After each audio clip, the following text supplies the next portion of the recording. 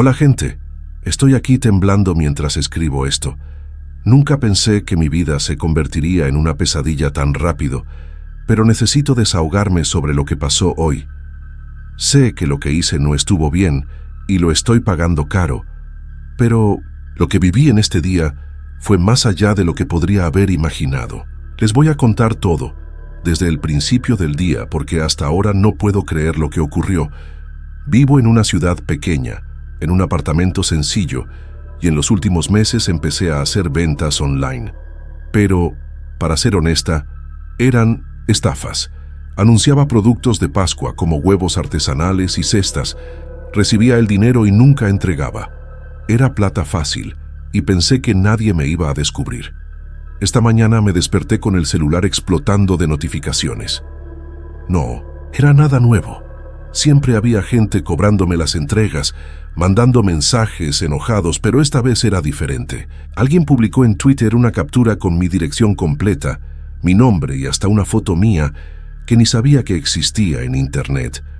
Mi corazón se heló en ese momento. ¿Cómo alguien descubrió dónde vivo? Usaba perfiles falsos. Pensé que estaba segura. Leí los comentarios y eran uno peor que el otro. Gente insultándome como ladrona, diciendo que me encontrarían, que iba a ver lo que era bueno. Hasta hubo quien dijo que iba a llamar a la policía. Me quedé paralizada mirando la pantalla sin saber qué hacer, mientras el miedo me subía por la espalda. Cerré todas las cortinas del apartamento, trancé la puerta y puse una silla contra ella, como si eso fuera a protegerme de algo. Mi celular no paraba de sonar.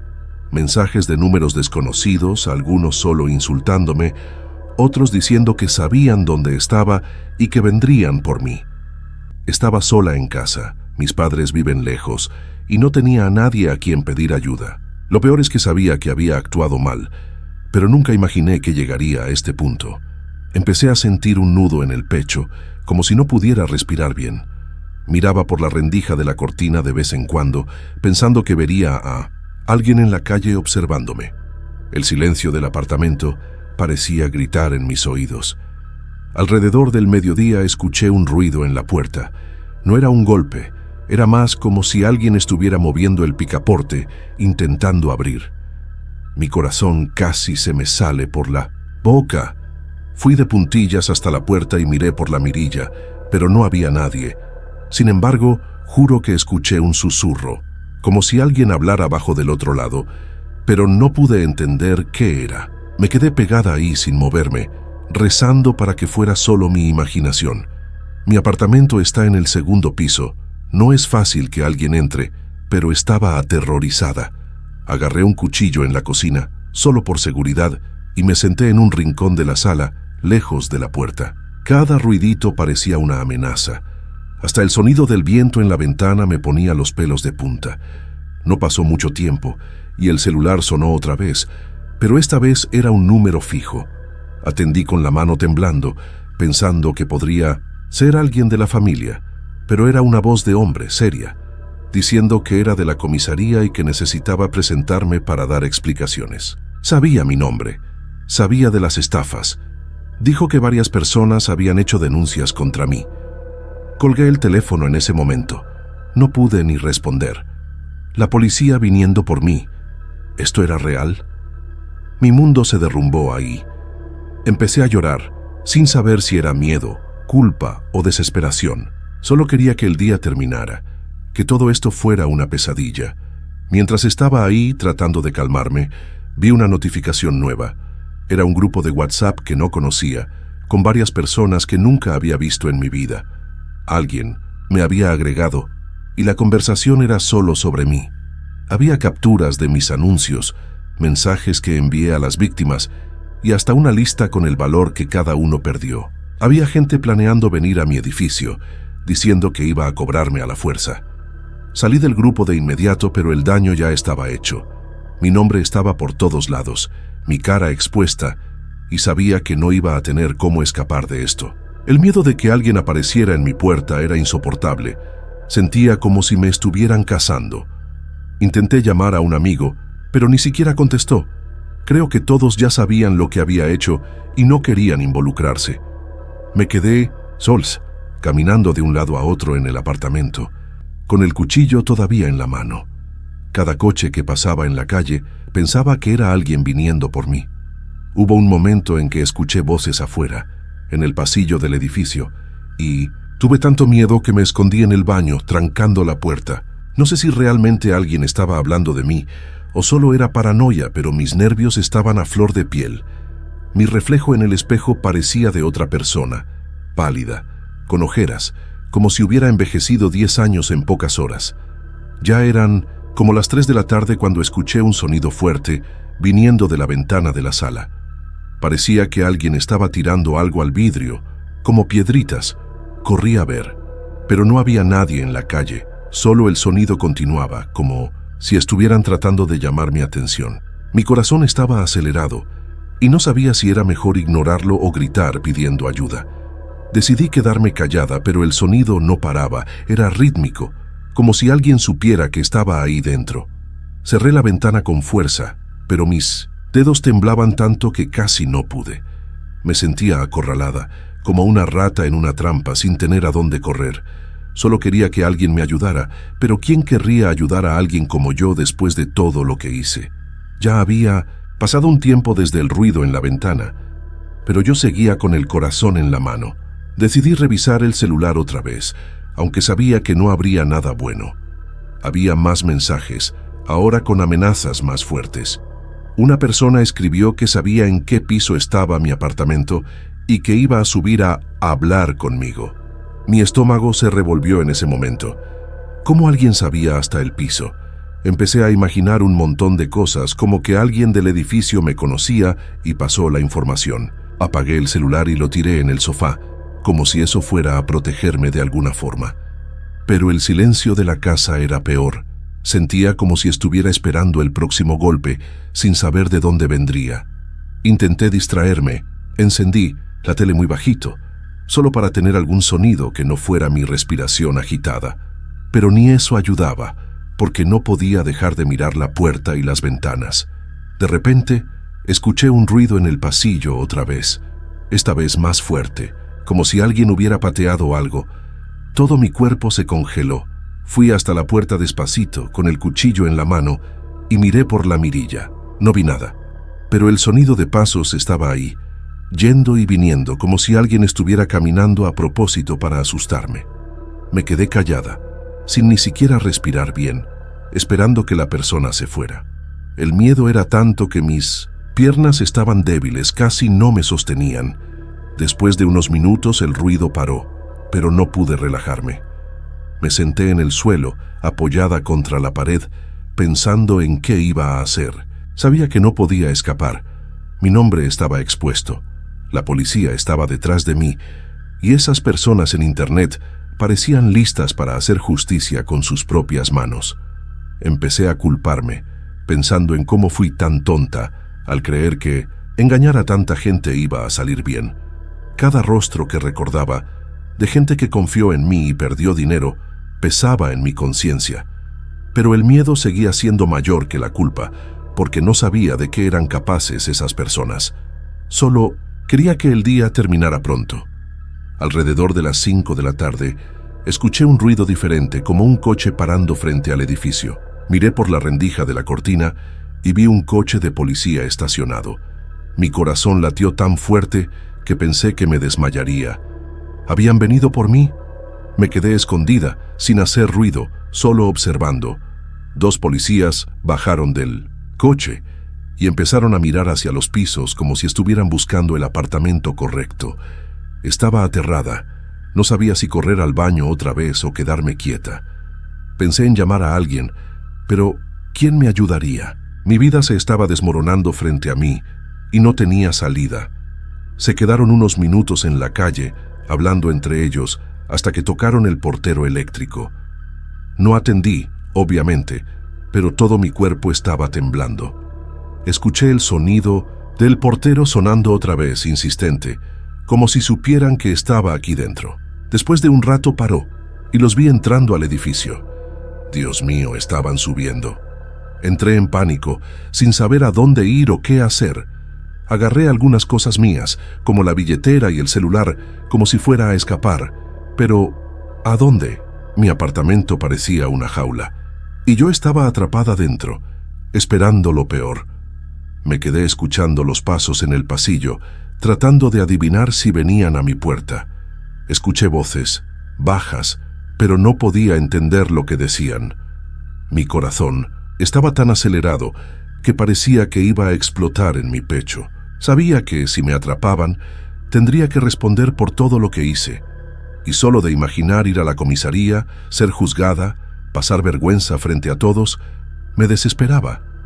Pero lo peor no era eso. Era el miedo de que no fueran solo los policías, sino también las personas que me estaban amenazando. ¿Y si alguien había venido con ellos? ¿Y si abría la puerta y fuera peor? De repente, alrededor de las 2 de la mañana escuché un último ruido en la puerta, como un golpe leve, casi educado. Mi corazón se detuvo por un instante. No me moví, no respiré, solo me quedé mirando la puerta, esperando más. Pero no hubo nada más. Después de ese golpe, el silencio tomó todo de nuevo y esta vez parecía final, como si lo que estuviera pasando hubiera terminado. Me quedé esperando más ruidos, más amenazas, pero nada vino. Era como si la pesadilla hubiera parado de repente, sin explicación, sin motivo, solo que el miedo seguía ahí, pegado a mí, como una sombra que no se iba. Me quedé despierta el resto de la noche, sin valor para moverme o revisar si había alguien afuera. Cuando el sol empezó a salir alrededor de las 6, el silencio continuaba. No había más mensajes en el celular, no había más ruidos, ni pasos, ni nada. Era como si todo hubiera desaparecido, como si el día anterior fuera una alucinación. Pero sabía que no lo era. El miedo seguía en mi pecho, y las amenazas, la policía, las personas que engañé, todo eso seguía ahí, esperándome. Solo que en ese momento, el terror de esa noche paró sin motivo, sin explicación, como si alguien hubiera apretado un botón y lo hubiera apagado todo. Hasta hoy, no entiendo por qué paró. No sé si era alguien asustándome a propósito, si era la policía, o si era solo mi cabeza creando cosas por el miedo. No volví a escuchar nada después de ese día, pero tampoco volví a sentirme segura. Me mudé de apartamento semanas después, tratando de escapar de todo, pero el peso de ese día nunca se fue de mí. Cada vez que escucho un ruido extraño o recibo un mensaje de un número desconocido, vuelvo a esa noche, a las horas de pavor que viví.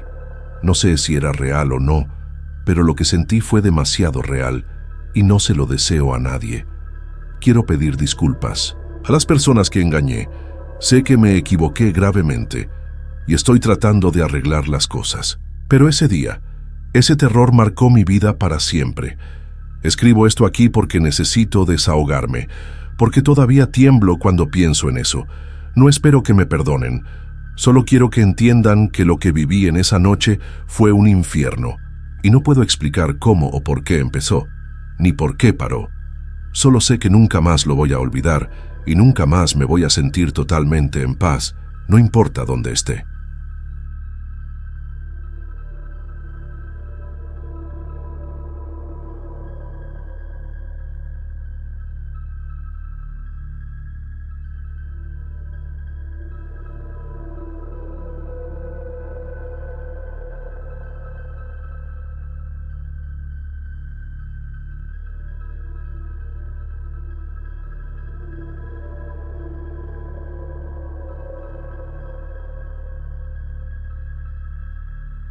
Nunca fui de acreditar en el karma, ni en esas cosas de todo lo que das regresa.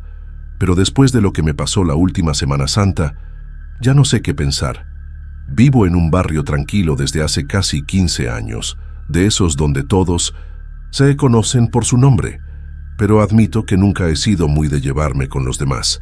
Siempre me pareció mejor mantenerme al margen de los problemas ajenos, ¿sabes? La gente suele compartir sus desgracias y, antes de que te des cuenta, ya estás metida hasta el cuello en los dramas de otros. Por eso siempre preferí no involucrarme, incluso cuando me pedían ayuda directamente. Llámalo egoísmo, yo lo llamo autoprotección. Además, no voy a mentir, siempre me ha gustado enterarme de lo que pasa en la vida de los vecinos, aunque solo sea para comentarlo con mi hermana por teléfono. La información nunca sobra, ¿verdad? Todo empezó el Jueves Santo. Estaba acomodando unas plantas en el jardín de la entrada cuando vi a doña Concepción, una señora de unos 80 años que vive al final de la calle, caminando por la banqueta con dificultad. Iba más lenta de lo normal, arrastrando los pies y apretando su bolso contra el pecho con fuerza. Fingí que no la vi y seguí regando mis begonias. No quería meterme. Al fin y al cabo, ella tiene familia, ¿no? ¿Dónde estaban sus hijos en ese momento? Seguí observando discretamente mientras ella se acercaba a mi casa. De repente se detuvo, puso la mano en el pecho y comenzó a tambalearse. Mi primer instinto fue correr adentro de la casa. Cerré la puerta y espié por la ventana de la sala, viendo cómo finalmente caía de rodillas en la banqueta justo frente a mi portón. Me quedé paralizada unos segundos, con la regadera todavía en la mano, chorreando agua en el piso de la sala. Doña Concepción claramente estaba mal, tal vez sufriendo un infarto, pero ¿y si yo la ayudaba y luego moría? ¿Y si me echaban la culpa? ¿Y si luego tenía que ir a hospitales, a la policía, a declarar? Era Semana Santa.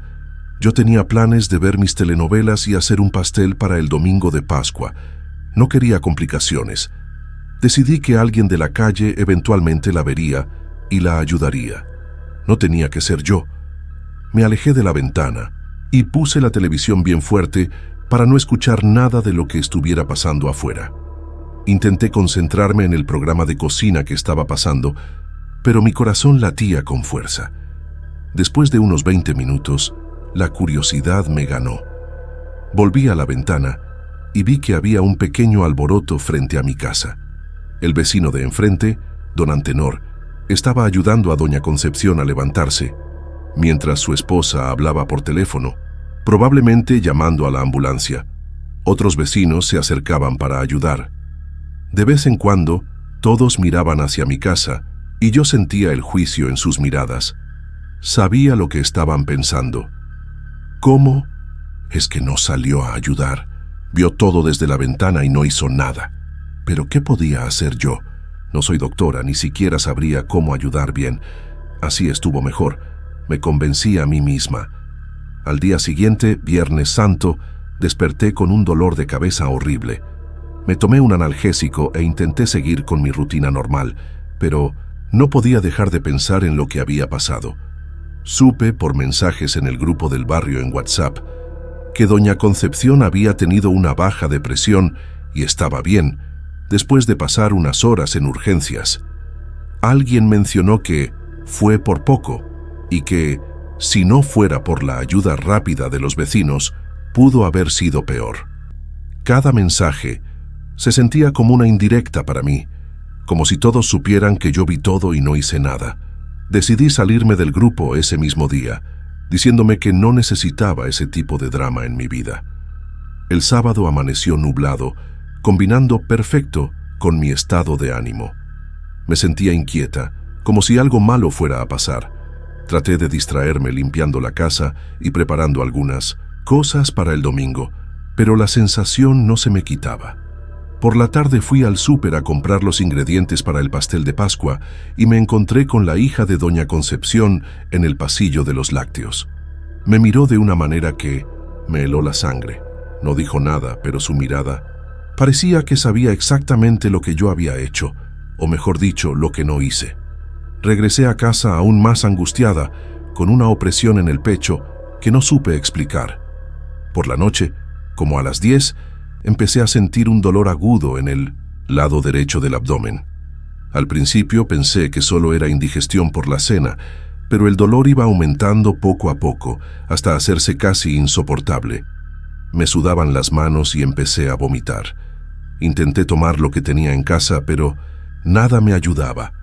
Como a la medianoche, el dolor era tan intenso que apenas podía mantenerme de pie. Me di cuenta de que necesitaba atención médica urgente. Pero vivo sola desde que mi esposo falleció hace 5 años. Mi celular estaba sin batería, y en la prisa por buscar el cargador, se me cayó en el piso del baño y se rompió la pantalla. Me quedé completamente incomunicada, sin manera de llamar a una ambulancia. El dolor empeoraba cada minuto y empecé a entrar en pánico. Me arrastré hasta la puerta principal, decidida a ir a buscar ayuda a casa de algún vecino. Abrí la puerta con dificultad y me enfrenté a una calle totalmente vacía y silenciosa. Las luces de casi todas las casas estaban apagadas. Al fin y al cabo, ya era más de medianoche en 1900, un sábado de vacaciones. Aún así, reuní fuerzas y logré llegar al portón de la casa de al lado, donde vive la pareja de jubilados que siempre ha sido amable conmigo, a pesar de mi fama en el barrio. Toqué el timbre varias veces, pero nadie salió. Las luces seguían apagadas. Intenté gritar pidiendo auxilio, pero mi voz apenas salía, casi como un susurro apagado por el dolor que me doblaba. Desesperada, seguí arrastrándome a la siguiente casa, la de don Antenor, el mismo que había ayudado a doña Concepción el día anterior. Golpeé la puerta con toda la fuerza que pude reunir, pero el silencio fue la única respuesta. También tenían las luces apagadas, lo cual era raro, porque don Antenor solía dormir tarde viendo fútbol. Intenté mirar por la ventana de la sala, pero las cortinas estaban cerradas.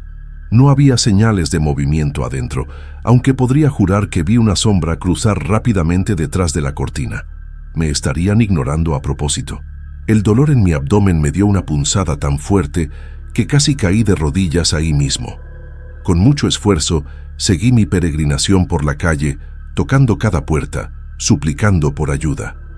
Casa tras casa. El resultado era igual: silencio absoluto. En algunas, estaba segura de que había gente despierta. Podía ver el brillo azul de la tele en las ventanas o escuchar el murmullo de voces, pero nadie abría. En una de las casas, la de la familia Silva, hasta alcancé a ver a su hijo adolescente espiando por la ventana del segundo piso. Nuestras miradas se cruzaron un instante y levanté la mano suplicando auxilio. Él simplemente cerró la cortina. Fue en ese momento que sentí un escalofrío recorrerme la espalda, no solo por el dolor físico, sino por la horrible comprensión que comenzaba a formarse en mi mente. Toda la calle parecía estar ignorándome deliberadamente, como si lo hubieran planeado entre todos, como si supieran exactamente lo que hice con doña Concepción y me estuvieran pagando con la misma moneda. Pero eso era imposible, ¿no? Sería ¿solo coincidencia que nadie atendiera puertas esa noche en especial? ¿O quizás era solo mi imaginación desbordada por la fiebre y el dolor que ahora recorría todo mi cuerpo? A cada paso, sentía como si me clavaran un cuchillo en el abdomen. El sudor me corría por la cara y la vista se me nublaba. Necesitaba ayuda con urgencia.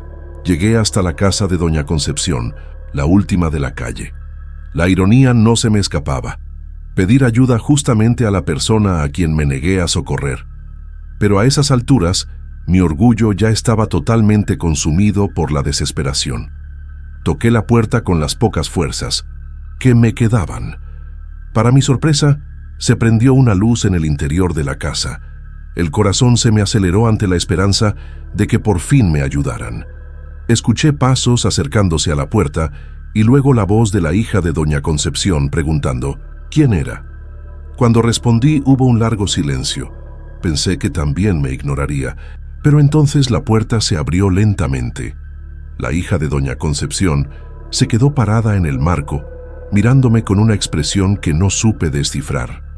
No era enojo ni satisfacción de verme así de mal. Era algo más inquietante. Una total ausencia de emoción, como si estuviera viendo un objeto y no a una persona en agonía. Necesito ayuda, logré balbucear sujetándome el abdomen. Creo que es el apéndice, necesito ir al hospital. Ella siguió mirándome por algunos segundos, que me parecieron eternos. Luego lentamente dijo, mi mamá casi se muere ayer. Tú viste todo desde tu ventana y no hiciste nada. No fue un reproche, solo una constatación, dicha con una frialdad que me heló hasta los huesos. Por favor, supliqué, ahora las lágrimas rodando libremente por mi cara. Sé que fui terrible, pero en serio estoy muy mal. Necesito un médico. El dolor era tan intenso que las piernas se me doblaron y caí de rodillas en su porche. La hija de doña Concepción siguió observándome un momento más, antes de al fin decir: «Voy a llamar». Una ambulancia. Se dio la vuelta y entró a la casa, dejando la puerta abierta. Me quedé ahí de rodillas, agarrada del marco de la puerta, sintiendo oleadas de dolor y alivio alternarse. Al menos alguien respondió, al menos alguien me ayudaría.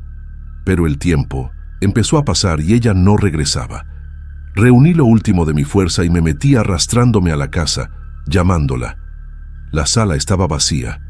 Avancé por el pasillo, apoyándome en las paredes para no caer. «¿Hola? ¿Sí llamaste a la ambulancia?», pregunté con la voz más débil cada vez. Llegué a la cocina y también estaba vacía. Toda la casa parecía desierta, aunque todas las luces estaban prendidas. Fue cuando noté la puerta trasera abierta, moviéndose un poco con la brisa nocturna. Me acerqué tambaleando y miré el patio oscuro. No había nadie. La hija de doña Concepción simplemente se fue. ¿Me dejó ahí sola después de prometer ayuda? Una ola de pánico me golpeó tan fuerte como el dolor físico. Regresé a la sala, buscando desesperadamente un teléfono. Encontré uno fijo en una mesita junto al sofá y con los dedos temblorosos marqué a emergencias. Cuando la operadora respondió, sentí un breve momento de alivio. Expliqué mi situación entre gemidos de dolor, dando la dirección donde estaba. La mujer del otro lado de la línea me aseguró que una ambulancia venía en camino y que debía permanecer acostada hasta que llegaran los paramédicos. Obedecí y me acosté en el sofá de doña Concepción, sintiendo el dolor pulsar en oleadas cada vez más fuertes. Cerré los ojos, tratando de respirar despacio para controlar la agonía. Los minutos se arrastraban como horas. ¿Dónde estaba esa ambulancia? ¿Por qué tardaba tanto? No sé cuánto tiempo pasé acostada en ese sofá, entre la conciencia y la inconsciencia. El dolor era tan intenso que empecé a alucinar. Veía caras mirándome desde las sombras de las esquinas, rostros de los vecinos, todos con la misma expresión vacía que la hija de doña Concepción había mostrado. En algún momento oí a lo lejos el sonido de una sirena y mi corazón se llenó de esperanza.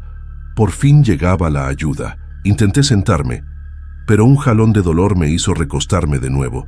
La sirena se fue haciendo más fuerte, más cerca, hasta que vi las luces rojas y azules parpadeando detrás de las cortinas de la ventana. De pronto, inexplicablemente, el sonido empezó a alejarse, como si la ambulancia estuviera pasando de largo sin detenerse. «¡No!», grité con todas las fuerzas que me quedaban. «¡Estoy aquí! Por favor, deténganse». Pero la sirena siguió alejándose hasta desaparecer por completo. Las lágrimas de desesperación me corrían por el rostro mientras trataba de entender qué estaba pasando. Di la dirección equivocada. La operadora no entendió dónde estaba. ¿O será que nadie quería ayudarme? La idea era absurda, paranoica, pero en ese momento, sola y delirando de dolor, me parecía totalmente posible. Todo el barrio había decidido castigarme por lo que hice con doña Concepción. Era karma, era justicia divina. Era el universo devolviéndome exactamente lo que merecía. Con un esfuerzo enorme, logré levantarme del sofá. Necesitaba intentarlo otra vez, marcar a emergencias, explicar que la ambulancia no se detuvo. Fui tambaleando. Hasta el teléfono, pero al tomarlo, noté que no tenía tono. Toqué varias veces el gancho, desesperada, pero nada. La línea estaba muerta. Miré alrededor buscando un celular, lo que fuera para pedir ayuda de nuevo. Entonces noté algo extraño en la pared de la sala, un retrato de familia que no había visto antes. Me acerqué, entrecerrando los ojos para ver mejor en la penumbra, y lo que vi me dejó helada. Era una foto vieja de doña Concepción con su familia, probablemente de los años 80 por la ropa, pero lo que más me perturbó fue que, en una esquina de la foto, medio escondida detrás de otras personas, estaba yo, más joven, con el pelo diferente, pero sin duda era yo. ¿Cómo era posible eso? Nunca había conocido a doña Concepción antes de mudarme a este barrio, hace 15 años. Nunca tuve ninguna relación con su familia, nada de eso tenía el menor sentido. Retrocedí, asustada, y choqué con algo detrás de mí. Cuando volteé, vi que era otro retrato, este sobre la mesita de la esquina. Lo tomé con las manos temblorosas. Era una foto de un cumpleaños, con varios niños alrededor de un pastel.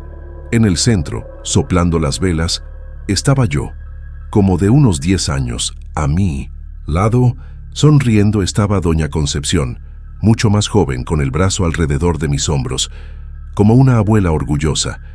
Dejé caer el portarretrato al piso, el vidrio estallándose a mis pies. Eso no era posible.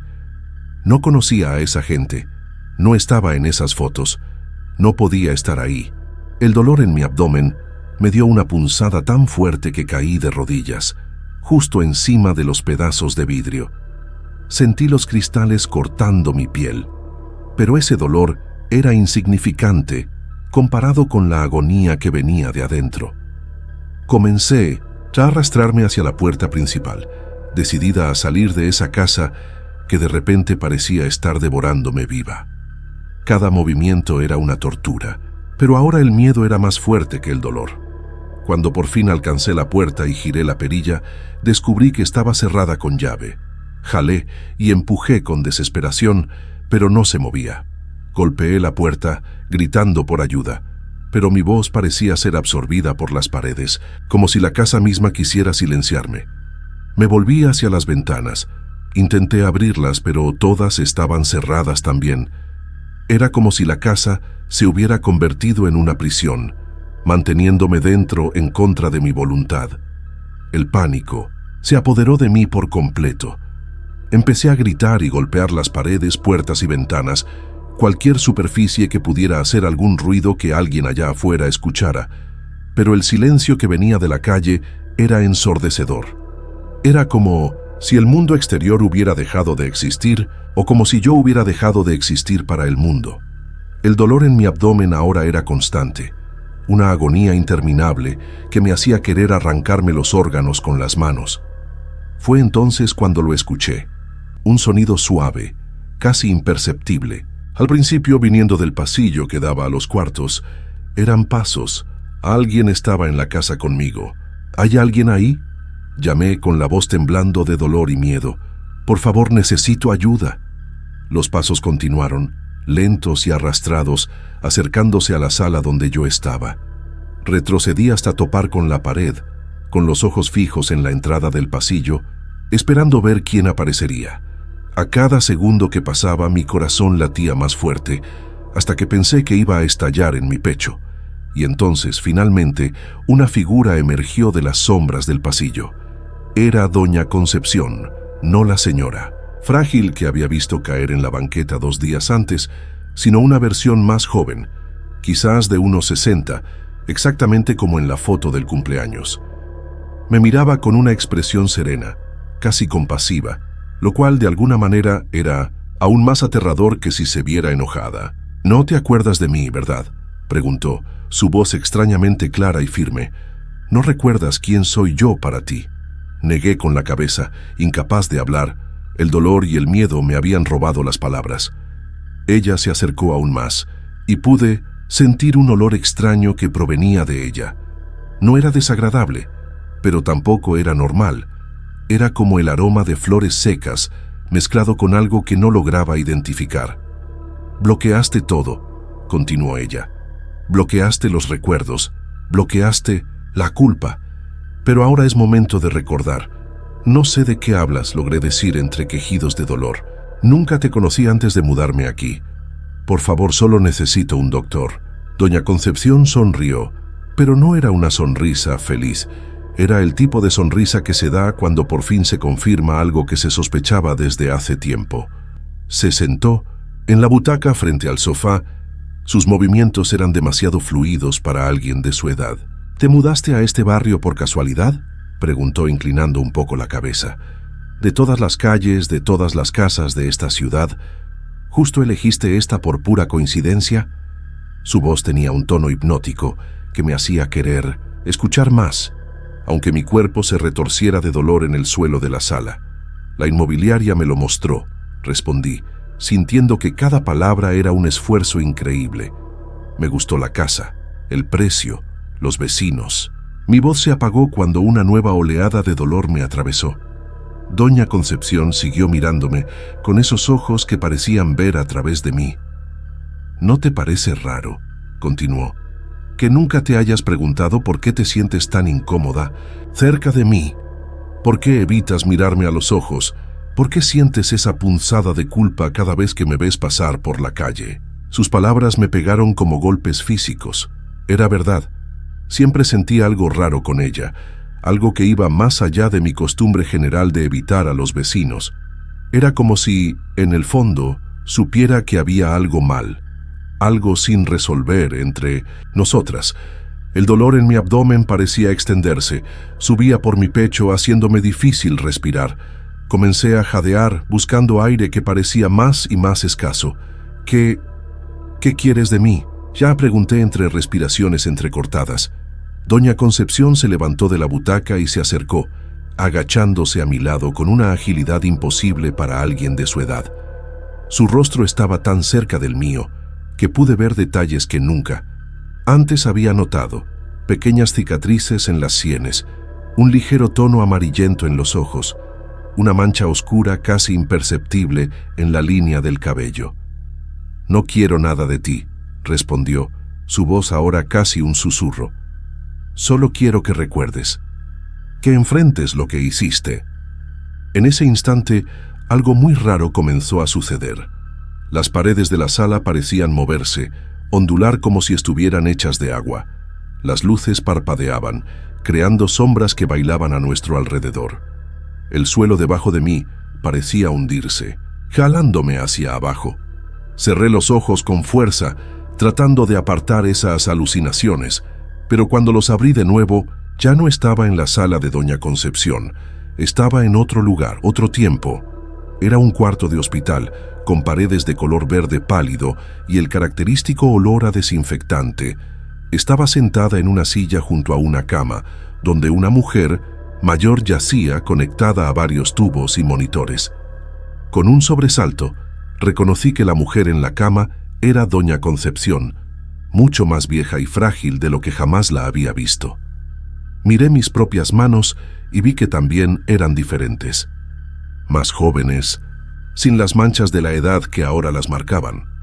Había una credencial colgando de mi pecho y al jalarla para leer, vi mi nombre seguido de enfermera asistente. Una ola de recuerdos empezó a inundar mi mente. Había sido enfermera hace muchos años antes de jubilarme. Había trabajado en ese hospital, en esa área, cuidando pacientes mayores, y Doña Concepción había sido mi paciente. No, era más que eso. Había sido mi responsabilidad la noche en que todo sucedió. Los recuerdos venían en destellos dolorosos ahora. Estaba de guardia, sola en esa área durante el turno nocturno. Estaba cansada, de malas por tener que trabajar en un feriado. Doña Concepción había apretado el botón de llamada varias veces, quejándose de dolores en el pecho. Yo la ignoré, convencida de que solo buscaba atención, como muchos otros pacientes ancianos y solitarios. Apagué la alarma de su cuarto y me fui a la sala de empleados a ver la televisión.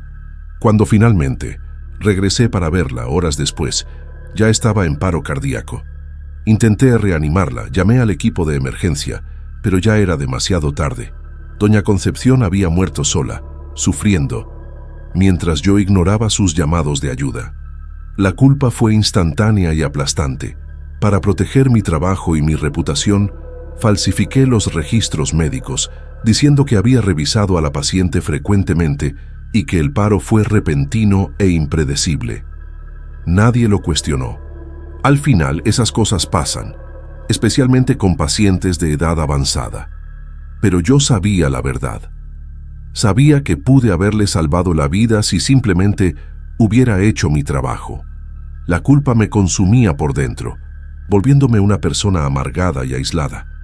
Con el tiempo ya no pude seguir trabajando como enfermera. Me jubilé antes de tiempo, me mudé de ciudad, traté de olvidar, y de alguna manera, por razones que ni yo comprendía, terminé mudándome, justo al mismo barrio donde vivía la familia de Doña Concepción. La escena cambió de nuevo. y volví a estar en la sala de la casa de doña Concepción, tirada en el suelo, retorciéndome de dolor. Pero ahora el dolor era diferente. No era solo físico, era el dolor punzante de la culpa y el remordimiento que había cargado durante décadas, enterrados tan profundo que ni yo misma recordaba que existían. Miré a doña Concepción, que seguía agachada junto a mí, observándome, con esos ojos que parecían contener toda la sabiduría y tristeza del mundo. «Dios, ya me acuerdo», susurré mientras las lágrimas escurrían libres por mi cara. «Te dejé morir. Pude haberte salvado, pero no quise molestarme. Y después mentí. Le mentí a todos. Me mentí a mí misma». Doña Concepción asintió despacio, sin apartar la mirada de mis ojos. «Sí», dijo simplemente, «ahora te acuerdas». Su voz no tenía enojo ni reproche, solo una profunda tristeza que parecía llenar todo el ambiente que nos rodeaba. «Durante años viviste a unos cuantos metros de mi familia, de mi hija que creció sin madre, de los nietos que solo me conocieron en fotografías. Los veías todos los días y fingías que éramos solo extraños. Construiste una nueva identidad, una vida nueva, pero la culpa nunca se fue, ¿verdad? Solo se transformó en amargura, en aislamiento, en chismes maliciosos sobre los vecinos, en negarle ayuda a quien la necesitaba. Quise negar, decirle que estaba equivocada, que todo eso era solo un delirio causado por el dolor, pero no podía.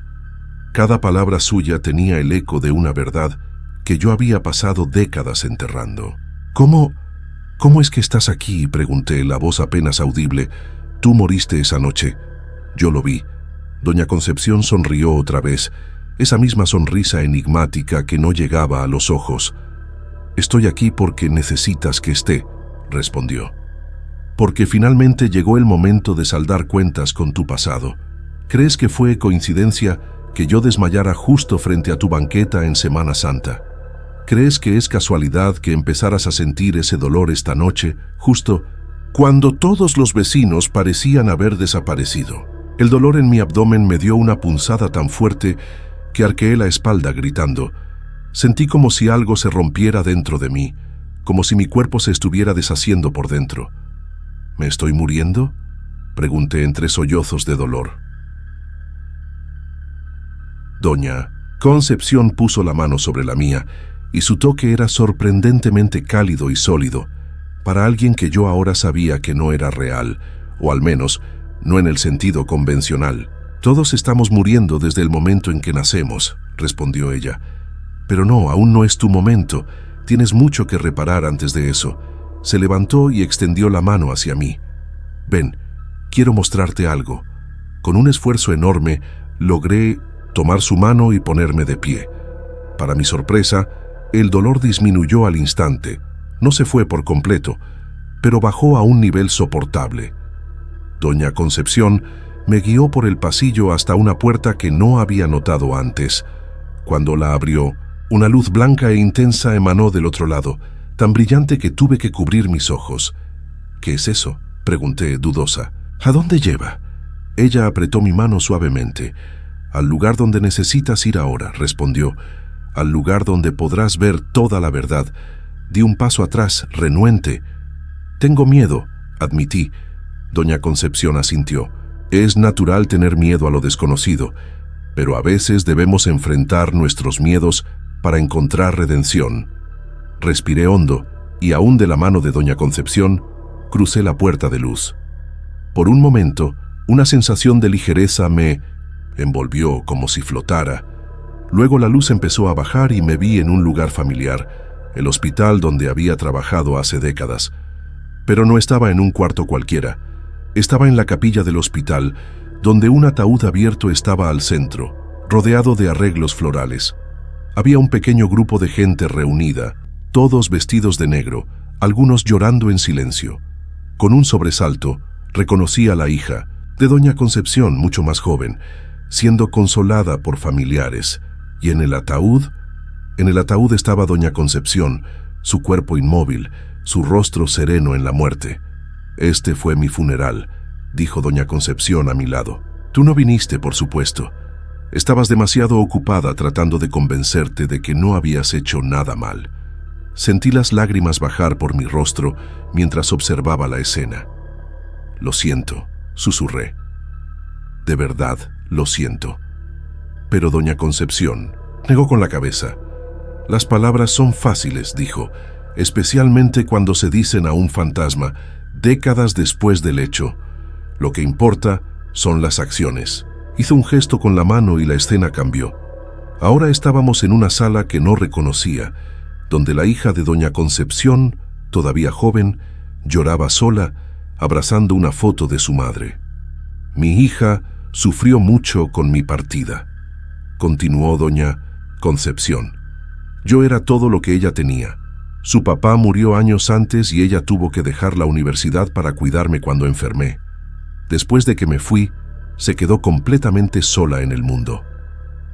La escena cambió otra vez, y ahora veíamos a la hija de doña Concepción en distintos momentos de su vida, trabajando en empleos mal pagados, viviendo en departamentos pequeños y deteriorados, siempre con esa expresión de tristeza y soledad en la mirada.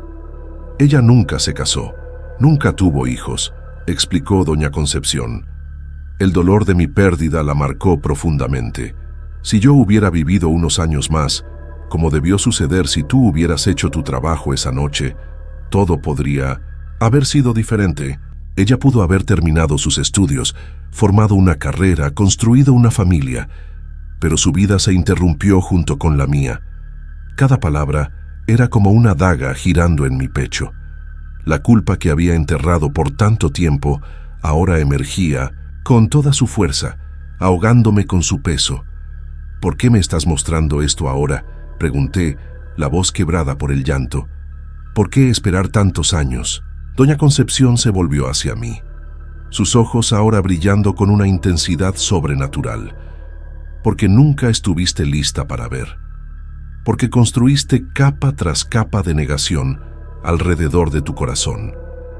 Fue necesario que experimentaras en carne propia lo que es suplicar por ayuda y ser ignorada, para que al fin pudieras comprender lo que hiciste». Hizo otro gesto y volvimos a la sala de su casa, con la luz de la mañana comenzando a entrar por las rendijas de las cortinas.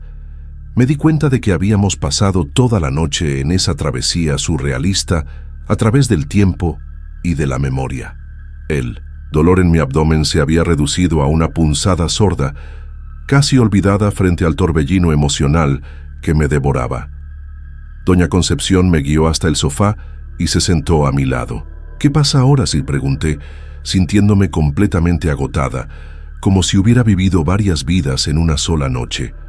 «Vas a llevarme. Para eso viniste». Ella sonrió. Ese mismo gesto enigmático que ahora comenzaba a entender no era de satisfacción por mi sufrimiento, sino de una profunda comprensión del dolor humano. «No», respondió suavemente, «no vine para llevarte. Vine para darte una oportunidad de redención». «¿Redención?», repetí confundida. «¿Cómo puedo redimirme después de todo lo que hice? Después de arruinar la vida de tu hija?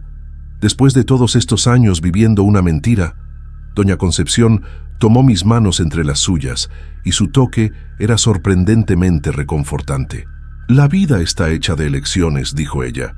«Tomaste decisiones terribles en el pasado, es cierto, pero cada nuevo día trae nuevas posibilidades, nuevas decisiones. Puedes seguir viviendo como hasta ahora, aislada, amargada, esparciendo infelicidad a tu alrededor. O puedes elegir un camino distinto. Puedes decidir ayudar en vez de ignorar, conectar en vez de alejarte, amar en vez de juzgar». Sus palabras se clavaron hondo en mí, despertando algo que llevaba mucho tiempo dormido. Un deseo de ser mejor, de marcar la diferencia, de encontrar sentido más allá de mi propia existencia miserable. «¿Pero cómo?», pregunté. «¿Por dónde? ¿Empiezo?». Doña Concepción señaló la ventana, donde los primeros rayos del sol de la mañana de Pascua empezaban a iluminar la calle. «Empieza reconociendo quién eres y lo que hiciste, no para los demás, sino para ti misma. Luego, busca formas de retribuir. Hay tantas personas que necesitan ayuda, compasión, un simple gesto de bondad. Mi hija, por ejemplo, todavía vive sola, todavía lleva el peso de mi pérdida. Tal vez puedas encontrar la manera de aliviar un poco esa carga. Pensé en la hija de doña Concepción, esa mujer de mediana edad que siempre evité, a la que vi en el súper mirándome como si supiera exactamente quién era yo. De verdad lo sabía. Fuera solo mi culpa proyectando significados en miradas casuales. ¿Ella sabe quién soy yo?, pregunté. ¿Sabe lo que hice? Doña Concepción negó con la cabeza. No de la manera que piensas. No sabe que tú eras la enfermera de esa noche, pero siente algo cuando está cerca de ti. Una conexión inexplicable, una sensación de que hay algo sin resolver entre ustedes. Las almas se reconocen, incluso cuando la mente consciente no sabe por qué. Miré por la ventana, viendo cómo la calle cobraba vida poco a poco con la salida del sol. Los vecinos comenzaban a salir de sus casas, algunos cargando canastas de Pascua para celebraciones familiares. Todo se veía tan normal, tan cotidiano, como si la noche extraordinaria que acababa de vivir fuera solo un sueño febril. Pero yo sabía que no lo era. La presencia de doña Concepción a mi lado, sólida y real, era prueba de ello. ¿Qué pasó anoche?, pregunté. ¿Por qué nadie salió cuando pedí ayuda? Todo esto lo arreglaste tú. Doña Concepción sonrió. El universo tiene formas misteriosas de darnos justo las experiencias que necesitamos para crecer. Digamos que a veces necesitamos sentir en carne propia el dolor que causamos para realmente entender el impacto de nuestros actos. Se levantó y caminó hacia la puerta principal, que ahora estaba abierta. La abrió, dejando que la luz de la mañana inundara la sala por completo. «Es hora de que regreses a tu casa», dijo. «Tienes mucho en qué pensar, muchas decisiones que tomar». Me levanté, sintiéndome extrañamente ligera, como si una carga enorme se hubiera quitado de mis hombros. El dolor del abdomen había desaparecido por completo, como si nunca hubiera existido. Caminé hasta la puerta y me detuve al lado de doña Concepción. «¿Te volveré a ver?», pregunté. Ella sonrió, y esta vez el gesto llegó hasta sus ojos, iluminándolos con una luz que parecía venir de dentro. ¿Quién sabe? Los caminos de la vida y de la muerte son impredecibles. Pero recuerda esto: lo que importa no es cuántas veces caemos, sino cuántas veces elegimos levantarnos y volver a intentarlo. Salí a la calle soleada, sintiendo el aire fresco de la mañana de Pascua en la cara. Volteé para ver una vez más, esperando ver a doña Concepción en la puerta, pero la casa estaba vacía, la puerta cerrada, como si nadie hubiera estado allí. Por un momento dudé de todo lo que había vivido. Tal vez solo fue un sueño, una alucinación causada por fiebre o estrés, pero entonces noté algo en el bolsillo de mi bata, un pequeño objeto que no estaba allí antes. Cuando lo saqué, vi que era un viejo broche de enfermera exactamente igual al que usaba hace décadas en el hospital donde murió doña Concepción. El mismo broche que había tirado el día que falsifiqué los registros médicos, intentando borrar las evidencias de mi culpa. Apreté el broche en mi mano, sintiendo los bordes afilados presionando en mi piel, recordándome que todo lo que había pasado era real, que doña Concepción realmente vino a mí. Me mostró la verdad, que tanto tiempo negué. Me ofreció una oportunidad de redención que no merecía, pero que aceptaría con toda la gratitud de mi corazón. Miré hacia la casa de al lado, donde vivía la pareja de ancianos que siempre había evitado. Hoy tocaría su puerta. Llevaría el pastel de Pascua que había pensado hacer solo para mí. Pediría disculpas por haber sido una vecina tan distante todos esos años. Sería el primer paso de muchos en un nuevo camino. Y sobre la hija de doña Concepción, bueno, también buscaría una manera de acercarme a ella. No para aliviar mi culpa, sino para intentar de algún modo reparar al menos un poco el daño que causé. Tal vez podríamos hacernos amigas. Tal vez podría ayudarla a encontrar un poco de la felicidad que se merece. No sería fácil. Décadas de amargura y aislamiento no se borran de la noche a la mañana. Los viejos hábitos son difíciles de romper, pero por primera vez en mucho tiempo sentía esperanza. Sentía que, a pesar de todo lo que había hecho, todavía había una oportunidad para mí. Mientras caminaba de regreso a mi casa, con el sol de la mañana de Pascua brillando sobre mí, pensé en el significado de este día. Un día de resurrección, de renacimiento, de segundas oportunidades. Tal vez no era casualidad que todo esto hubiera pasado justo en este fin de semana.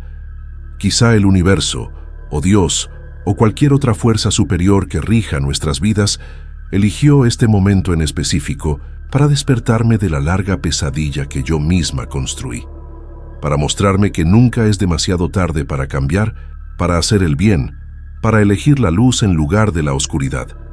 Al llegar a casa, lo primero que hice fue agarrar mi celular y salir del grupo de WhatsApp del barrio. Luego, creé un nuevo grupo e invité a todos los vecinos, llamándolo Vecinos Solidarios. En el primer mensaje escribí algo sencillo. Hola a todos, sé que nunca he sido la mejor vecina, pero me gustaría cambiar eso. Estoy organizando un almuerzo de Pascua en mi casa hoy a mediodía. Todos están invitados. Solo traigan su presencia y, si quieren, un platillo para compartir. Vamos a celebrar juntos este día de renovación. Presioné enviar y dejé el celular a un lado, sin esperar respuestas. No importaba si alguien iba o no. Lo importante era que ya había dado el primer paso. Miré por la ventana de mi sala, la misma desde donde había visto a doña Concepción, caer en la banqueta sin hacer nada para ayudar. El mundo afuera se veía distinto ahora, más vivo, más colorido, más lleno de posibilidades. Por un instante, me pareció ver una figura familiar caminando por la banqueta. Una señora mayor, con andar lento pero firme. Parpadeé, y había desaparecido. Pero el broche de enfermera en mi mano vibraba con un calor reconfortante, como recordándome que algunas presencias nunca nos dejan del todo. Algunas lecciones, una vez aprendidas, se quedan con nosotros para siempre. Y algunas segundas oportunidades son demasiado valiosas como para dejarlas pasar. Hola, gente. Necesito desahogarme sobre algo que me pasó hace unos meses, la madrugada del Viernes Santo. Sé que me van a juzgar, y lo merezco, pero juro que nunca imaginé que las cosas llegarían a este punto. Soy papá soltero de un niño de 5 años, el Juan, y siempre pensé que podía con todo yo solo. Pero esa noche tomé una decisión horrible que lo cambió todo. Dejé a mi hijo solo en casa para salir con unos amigos, como ya lo había hecho otras veces en festivos. Pensé que no habría problema, que dormiría toda la noche, pero cuando regresé, lo que vi me dejó en shock. Mi corazón todavía se acelera solo de recordarlo. Era como a las 3 de la mañana cuando llegué al departamento. Iba medio mareado de tanto tomar, lo admito, pero aún así recuerdo que sentí un olor raro en cuanto abrí la puerta. Un olor a quemado, ¿saben? Como si algo se hubiera derretido o agarrado fuego. Se me hizo un nudo en el estómago en ese momento, porque sabía que algo estaba muy mal. El silencio en el departamento era tan pesado, ni parecía que había un niño ahí. Llamé a Juan, pero no contestó. Fui corriendo a su cuarto, tropezando con las cosas, con el corazón en la mano. Cuando llegué al cuarto, vi al Juan acurrucado en la esquina de la cama, apretando la almohada con fuerza. Estaba temblando, los ojos bien abiertos, llenos de lágrimas, y no decía nada. Me agaché frente a él, desesperado, preguntándole qué había pasado, pero solo señalaba la cocina con su dedito tembloroso. Sentí un frío en la espalda, porque se notaba que de verdad estaba aterrado. Nunca había visto a mi hijo así.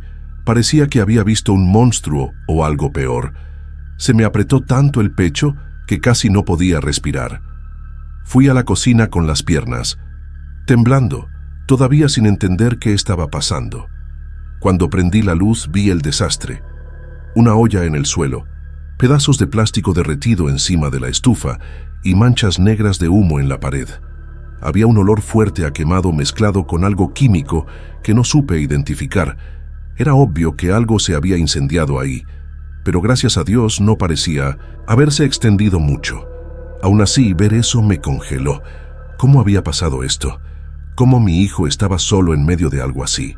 Volví con Juan e intenté calmarlo, pero él seguía llorando bajito.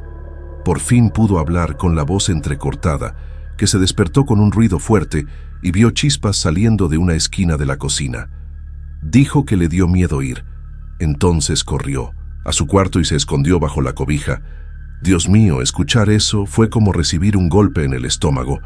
Mi hijo de 5 años, solito, viendo chispas y creyendo que se iba a morir quemado. En ese momento me sentí el peor papá del mundo, lo juro. Intenté pensar qué hacer, pero mi cabeza era un caos. Vi que el problema venía de un cable pelado cerca de la estufa, probablemente un corto por la instalación vieja del departamento. Nunca arreglé eso, siempre lo dejé para después, creyendo que no era tan urgente. Ahora, viendo las manchas de humo y pensando en Juan ahí asustadísimo, solo podía pensar en lo irresponsable que fui. Cada detalle de esa escena se me quedó grabado. El olor, el silencio, su mirada. No podía parar de temblar. El resto de la madrugada lo pasé sentado junto a Juan, tratando de que durmiera, pero ni yo podía cerrar los ojos. Él seguía asustado. Se movía con cualquier ruidito, y yo no paraba de sentirme culpable. ¿Cómo dejé que esto pasara? ¿Cómo creí que salir de fiesta era más importante que mi hijo? La culpa me estaba consumiendo, y sabía que eso no quedaría solo entre nosotros. Alguien iba a enterarse, porque el olor a quemado era fuerte, y el departamento no es precisamente discreto. Tenía miedo de lo que pasaría después. Por la mañana, una vecina tocó la puerta, preguntando si todo estaba bien porque había olido a quemado en el pasillo. Intenté disimular. Le dije que fue solo un accidente tonto, pero era obvio que no me creyó. Miró al Juan, que todavía tenía cara de asustado, y le preguntó si estaba bien. Yo solo asentí, pero sentí que ella sospechaba algo. En ese momento ya sabía que no iba a acabar bien. El pecho se me apretaba, porque en el fondo sabía que la había regado feo. Y sí, no pasó mucho para que todo empeorara. Alguien nos denunció y el DIF llegó a tocar mi puerta días después. Cuando la gente del DIF llegó, yo ya sabía que la cosa venía mal. Eran 2 señoras con cara seria y pidieron pasar para platicar. Mi corazón latía rapidísimo, ni podía mirarlas a los ojos. Preguntaron por Juan sobre esa noche y si yo tenía costumbre de dejarlo solo. Intenté explicar que solo había sido una vez, que fue un error, pero se notaba que no me creían mucho. Una de ellas anotaba todo, en una libreta mientras la otra miraba el departamento, fijándose en las marcas de humo que seguían en la pared de la cocina. Me sentí basura. Sabía que estaba en problemas. Hablaron con Juan aparte, en una esquina de la sala. No alcancé a escuchar lo que él dijo, pero lo veía sentir y señalar cosas. Se me revolvía el estómago, porque sabía que iba a contar todo, cómo tuvo miedo, cómo se escondió. Después una de las señoras volvió conmigo y me dijo que iban a abrir un expediente, que eso era negligencia grave. Escuchar la palabra negligencia fue como un cuchillo. Quise gritar que no era así, que yo amo a mi hijo, pero en el fondo sabía que tenían razón. Después de que se fueron, me tiré en el sillón y me quedé mirando al vacío. Juan estaba en su cuarto, callado, todavía con esa expresión de miedo que no se me borraba. No sabía qué hacer. Sentía que el mundo se me venía abajo. Pensé en llamar a alguien de la familia, pero ¿quién me iba a apoyar después de una tontería así? Siempre me dijeron que no lo dejara solo, y nunca hice caso. Ahora ahí estaba, con miedo, de perder la custodia de mi hijo, lo único que de verdad me importa. Las horas siguientes fueron un borrón. Intenté limpiar la cocina, quitar las manchas de humo, como si eso pudiera borrar lo que había pasado. Pero el olor a quemado no se iba. Parecía pegado a todo. Cada vez que pasaba por ahí, recordaba a Juan contando de las chispas, del ruido que oyó. Me lo imaginaba despertando en la oscuridad, solo, sin saber qué hacer. Me dolía el corazón de solo pensarlo. Quería regresar el tiempo, haberme quedado en casa esa noche ridícula. Intenté platicar con Juan, preguntarle cómo se sentía, pero no quería hablar mucho. Solo repetía que tuvo miedo, que pensó que la casa se iba a incendiar de verdad. Me preguntó si eso iba a pasar otra vez, y ni supe qué contestar. ¿Cómo iba a prometerle que no, si yo mismo provoqué esto? Solo lo abracé fuerte, tratando de darle una seguridad que ni yo tenía. Pero por dentro, la culpa me estaba matando. No podía dejar de pensar en lo peor que pudo haber pasado. Al final de la tarde, recibí una llamada de un número desconocido. Era alguien del DIF, avisando que iban a hacer una visita de seguimiento y que tenía que presentarme a una reunión la semana siguiente. Sentí un escalofrío porque sabía que solo era el principio. Hablaron de un proceso para ver si yo era apto para quedarme con Juan. Colgué temblando, sintiendo que mi vida se estaba desmoronando. ¿Cómo iba a explicar esto? ¿Cómo iba a probar que soy un buen papá después de todo? El resto del día lo pasé mirando a Juan, tratando de grabar cada detalle de él en mi cabeza, como si me lo pudieran quitar en cualquier momento. Jugaba con carritos en el tapete, pero no era el mismo. Estaba demasiado callado, demasiado asustado. Sabía que lo que pasó esa noche le dejó una marca, y era culpa mía. Cada vez que se quedaba callado era como una bofetada. Quería arreglar todo, pero ni sabía por dónde empezar. Solo rezaba para no perderlo para siempre. En la noche me acosté junto a él para intentar que durmiera, pero la cabeza no me dejaba en paz. No podía dejar de imaginar lo peor. ¿Y si el fuego se hubiera extendido? ¿Y si llegaba más tarde? Ni podía pensarlo sin que me dieran ganas de llorar. Todavía olía a quemado en el aire, mezclado con el miedo que no se iba. Sabía que esto no iba a acabar tan fácil, que el DIF estaba pendiente y que iba a tener que enfrentar las consecuencias. Pero no sabía si aguantaría lo que venía. En los días siguientes, la tensión solo crecía. No podía dormir bien. Me despertaba a cada rato pensando que alguien iba a llegar a llevarse a Juan. Cualquier ruido. Me ponía en alerta, como si fueran los del DIF tocando la puerta. Intentaba actuar normal con él, pero por dentro estaba hecho pedazos. Su expresión de susto no se me borraba, y mi mente revivía esa madrugada una y otra vez. El olor a quemado seguía impregnado en el departamento como un recordatorio constante de mi estupidez. No sabía cómo iba a enfrentar lo que venía. Intenté arreglar el cable pelado de la cocina. Compré cinta aislante y le puse un parche, pero sabía que no era suficiente. Cada vez que pasaba por ahí, me recorría un escalofrío, pensando en lo que Juan vio. Me imaginaba las chispas, el ruido que escuchó, y el corazón me latía más, rápido. No era solo el miedo a otro corto, sino pensar en cómo eso marcó a mi hijo. No quería ni pasar cerca de la cocina, siempre me pedía que agarrara las cosas por él. Ver a mi hijo con miedo en su propia casa era demasiado para mí.